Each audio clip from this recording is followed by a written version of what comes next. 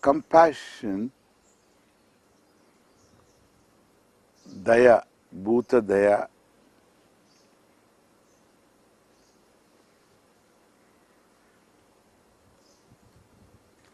is highly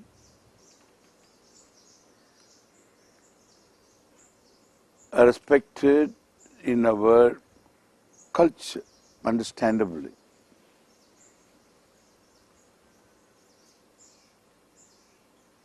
A sannyasi is one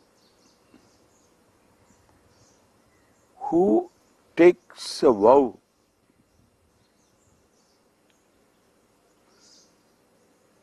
that he or she will not commit any act of ahimsa to anybody, any living organism.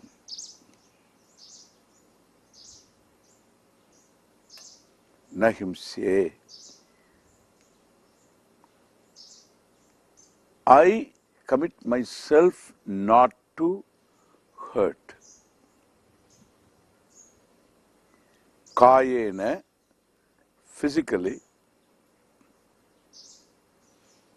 Vacha, orally. Even manasa, by thought, by deliberate thinking.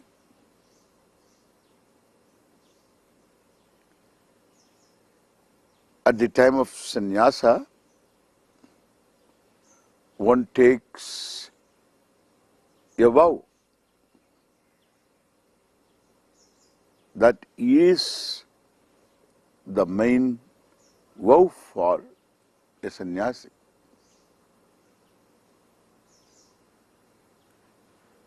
Hereafter, all of you, O trees, O creatures, O human beings, O devatas, all of you hereafter need not be afraid of me. This is an open declaration.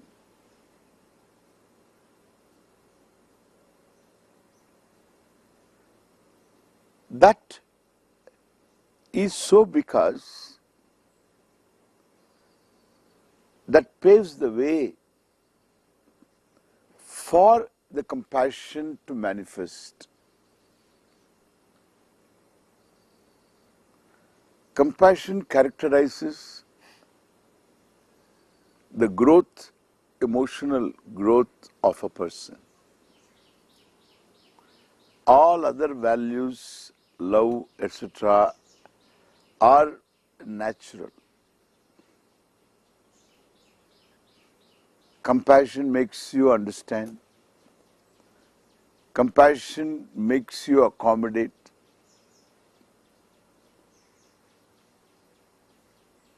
Compassion makes you also very objective. So, reduction of subjectivity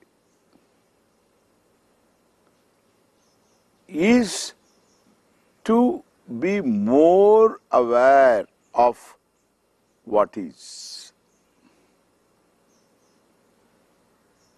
Otherwise, you make out of what is your own world.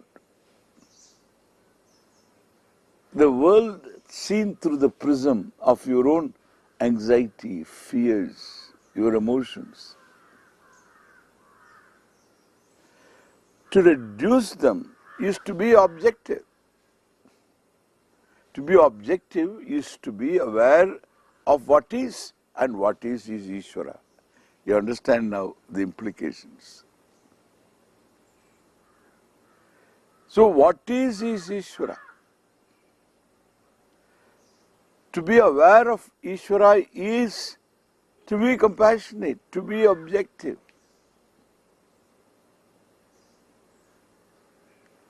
To be objective is to be sane.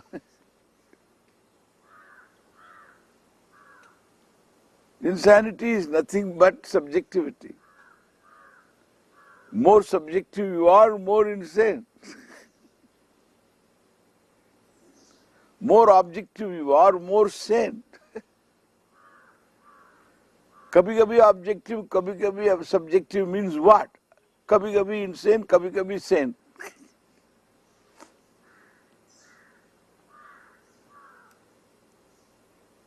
And therefore, letting Ishvara into your life is to let go my own version of the world, my own subjectivity. It amounts to discover compassion. That is the reason why discovery of Ishvara is the growth of the person. To the extent you discover. Complete discovery means I and Ishvara forming one whole. Let's call it enlightenment. We need not talk about that.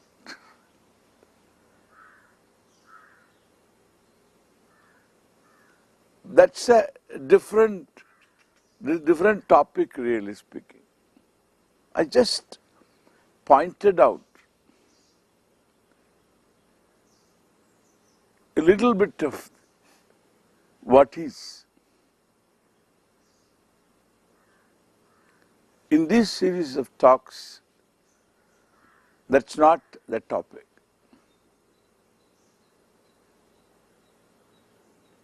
But that is there very much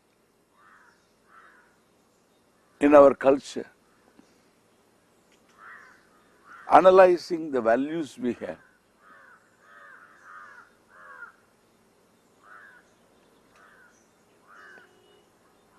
Therefore,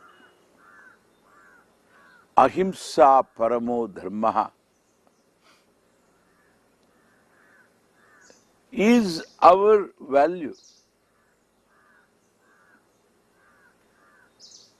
The Buddha emphasized that value. Mahavira emphasized that value. But ahimsa is the value of our culture, the value of our culture. That's why Gandhiji was very successful in our culture, because that is our value. He highlighted that value because it is in keeping with our culture. Therefore it worked. Tyaga is in keeping with our culture. Therefore, so his commitment to live a simple life worked.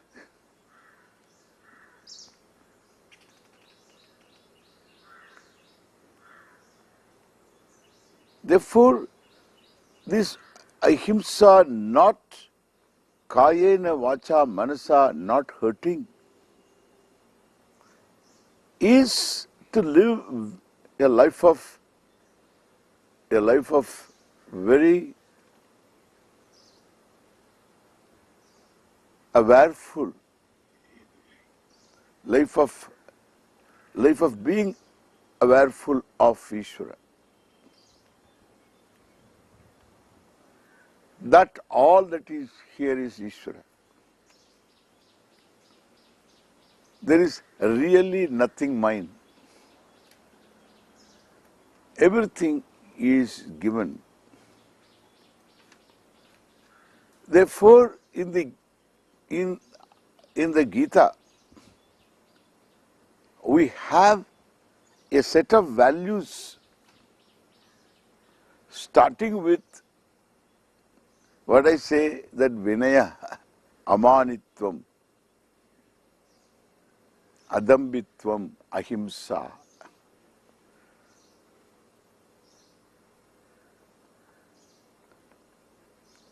What characterizes a mature person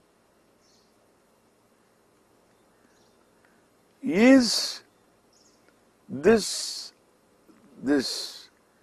absence of demanding respect from others, absence of pretensions, adambitvam, ahimsa. When ahimsa is there,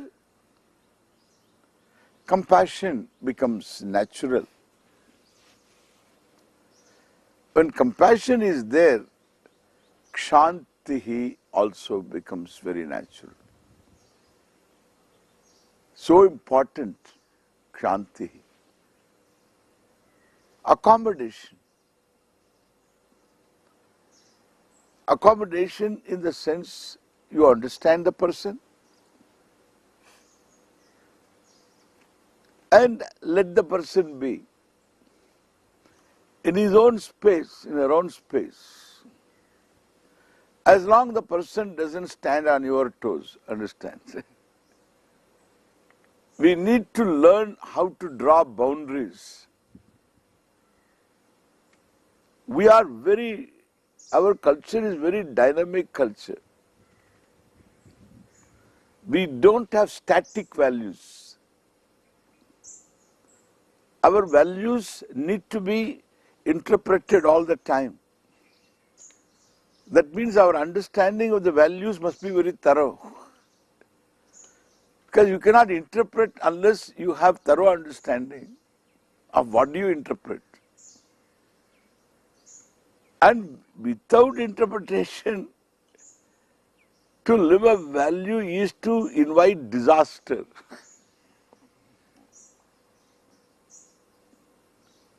Like ahimsa is to be interpreted. You have to draw boundaries. You can't allow somebody to stand on your toes and say, I am practicing ahimsa. You are not practicing ahimsa, you are an embodiment of foolishness.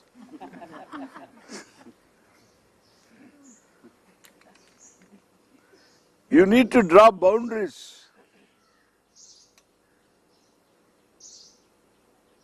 Ahimsa is a dynamic value.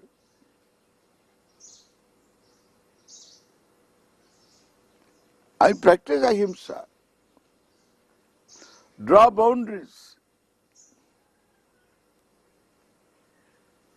So we need to learn how to draw boundaries. To myself boundaries, to others also boundaries. Then only ahimsa is a livable value.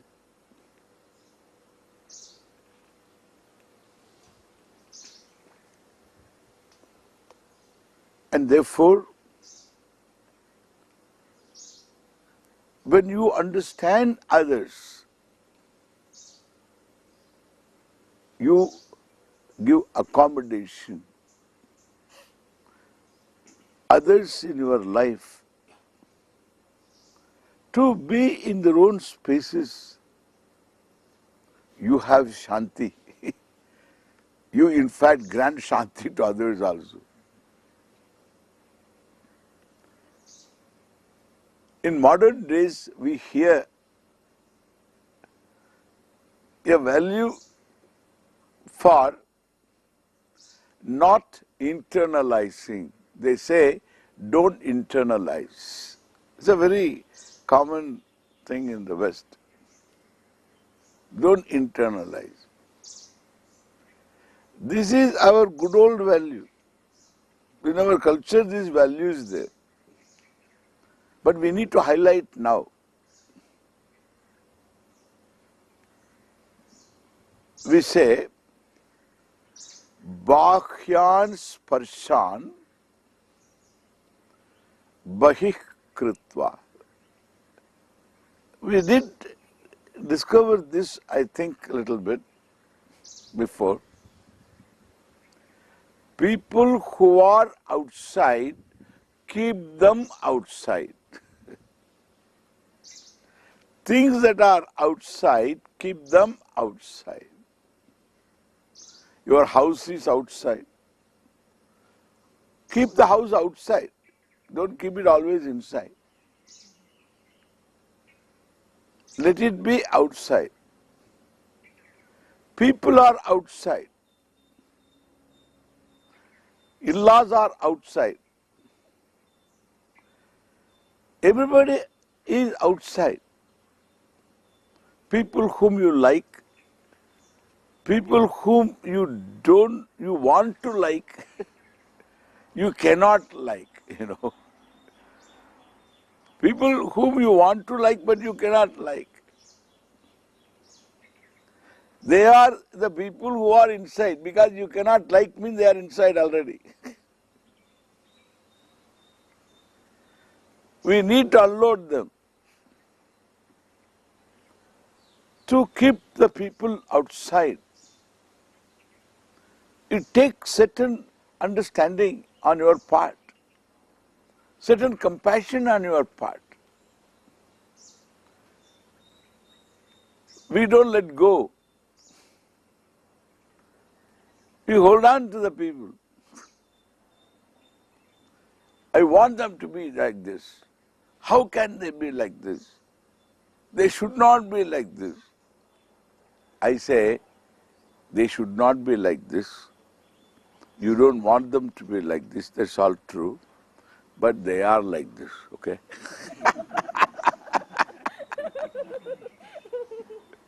What are you going to do? They are like this in your perception. That may be untrue also. Your perception may be wrong, totally wrong, or partially wrong, partially right. It's a misperception. And you have got the freedom to perceive wrongly. There is nothing wrong. I don't say you should not misperceive. Given your background, you cannot but perceive like that. I have nothing against your perception. But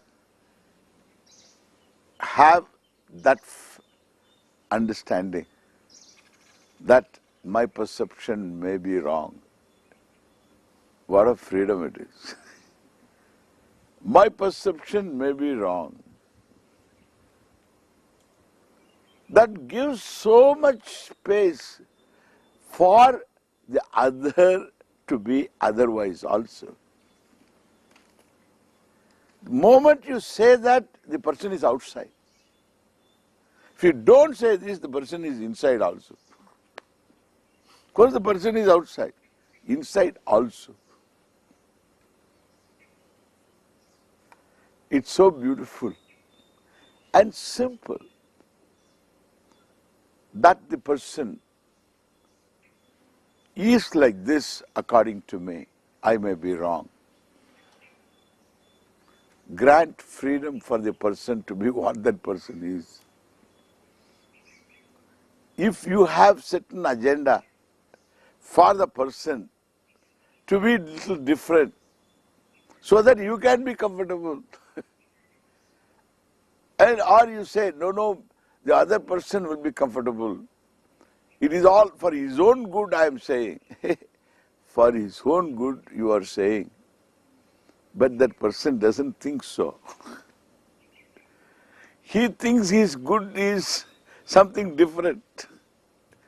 And therefore, for his own good, you have a certain agenda. That's exactly your perception, nothing wrong. If you are convinced that you are right, pray for the person. Let that person change. Pray for it. Let Bhagavan help him. Prayer has, I have already talked about, has a capacity to bring about changes. Pray. And you act upon your own wish. An acted upon wish is no more a frustration. The person is in his own, her own space. And thus we learn how to avoid internalizing.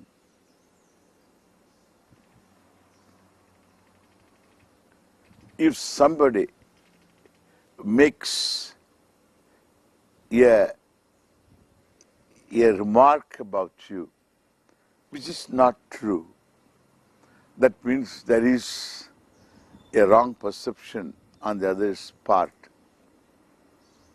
or there is a pressure for that person to make a remark even though the person knows that it is not true. Either way, the person is to be understood. If it's a wrong perception, the perception can be corrected. You can wait for an occasion to change the perception. It's not very difficult. If the perception continues to persist because the person doesn't want to change the perception, then let that person be in his or her own space. Thank God that that person is not standing on your toes. You need not push that person away because that person is in his own or her own space. This is what we say, I don't internalize. Means I don't buy the ideas. So this capacity to keep the external world external is possible only when there is compassion. Again, when there is compassion, understand how so important this compassion is. When there is compassion, I can accommodate the person, kshanti.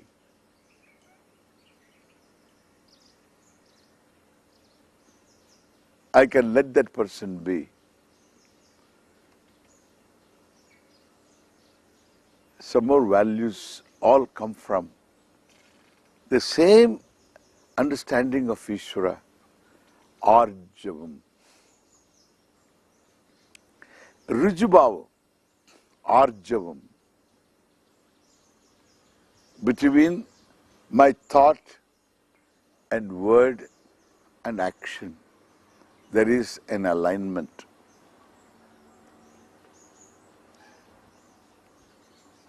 What I say is what I know. We have something more to say about this. We will look into that later. So what I say is what I know. And if I have to do something in terms of what I say, then there is an alignment between my action and my saying. I do what I say, and I say what I know. This is not enough. According to our culture, we need to go one step further. What is that step? We will see tomorrow. Not tomorrow, next time. Okay? Thank you.